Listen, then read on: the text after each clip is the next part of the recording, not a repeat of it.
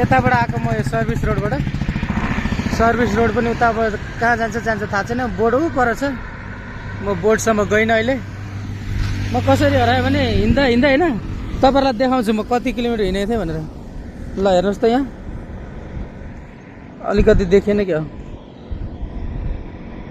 देख्यो 6.63 किलोमिटर हिँडेछु होइन, 1 घन्टा 36 मिनट। यति हिँडिसकेपछि चाहिँ म यो मेन रोडमा आइपुगेँ क्या। जे होस् तर राम्रै ठाउँमा आइपुगेछु।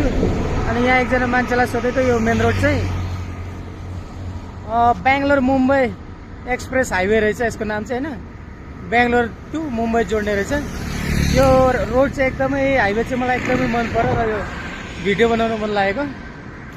किन भन्नु मन पर्यो भन्नुहुन्छ भने यतादेखि आउने यो वान वे हेर्नु न, यो चाहिँ मेन एक्सप्रेस हाइवे हो, वान वे हो।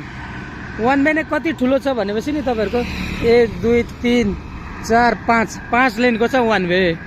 अनि यतापट्टि फेरि सर्भिस रोड छ यतापट्टि, जुन यो देखिरहनु भएको छ नि, यो चाहिँ सर्भिस रोड हो। सर्भिस रोडदेखि यो भित्र पस्ने भयो, यो सर्भिस रोड नजिकको गाउँ एरियाहरूलाई सर्भिस गर्ने, साइड जाने, अर्थात् यो रोडदेखि लेफ्टतिर जानु पर्यो भने नजिकैबाट त्यो रोडबाट जाने। सर्भिस रोड पनि तपाईँको 3 लेनको छ। अनि वान वे 5 लेनको प्लस सर्भिस रोड 3 लेनको भनेपछि सरी 8 लेन भयो होइन, एक्सक्युज मी माफ गर्नु होला, सरी 8 लेनको भयो। अनि उतापट्टि पनि सेम त्यस्तै छ, उताबाट आउने उता पनि 8 लेन भनेपछि 16 लेनको यो हाइवे रहेछ। 16 लेनको बेङ्गलोर मुम्बई हाइवे भनेपछि बेङ्गलोरदेखि मुम्बई पुग्नलाई तपाईँको कति टाइम लाग्छ यो हाइवेबाट भन्दाखेरि मेरो हिसाबले लगभग 10 घन्टा लाग्छ होला, त्यस्तै 800 किलोमिटर होला, 9-10 घन्टा लाग्छ होला। यही स्पिडमा यो गाडी गइरहेछ नि, यो स्पिडमा गयो भने 9-10 घन्टा लाग्छ बसमा। सो यस्तो हाइवे बनाएको छ इन्डियाले। अनि इन्डियालाई डेभलप छैन भन्दाखेरि हुन्छ? ल हेर्नुहोस्, बेङ्गलोर टु मुम्बई हाइवेको कन्स्ट्रक्सन स्टाइल, फेरि यसमा ओल्ड टेक्नोलोजी छ। इन्डिकेटर, टोल प्लाजा, जति पनि ट्राफिक रुल्सहरूको लागि छ, क्यामेरा, अटोमेटिक क्यामेरा जति पनि छ, सब कुछ हाइवेमा सेट छ। यस्ता इन्डिकेटरहरू ठाउँ ठाउँमा के चाहिँ छैन यसमा, जेब्रा क्रसिङ, एरो सिग्नलहरू सब छ क्या, सब बेरिकेडहरू बिचमा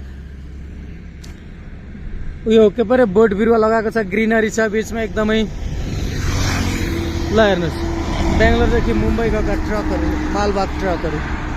सो तपाईँहरूलाई भिडियो कस्तो लाग्यो, अलिकति थोरै इन्फर्मेटिभ लाग्यो भने लाइक गरिदिनु होला, कमेन्ट गरिदिनु होला हाइवे कस्तो लाग्यो, मुम्बई बेङ्गलोर एक्सप्रेस हाइवे।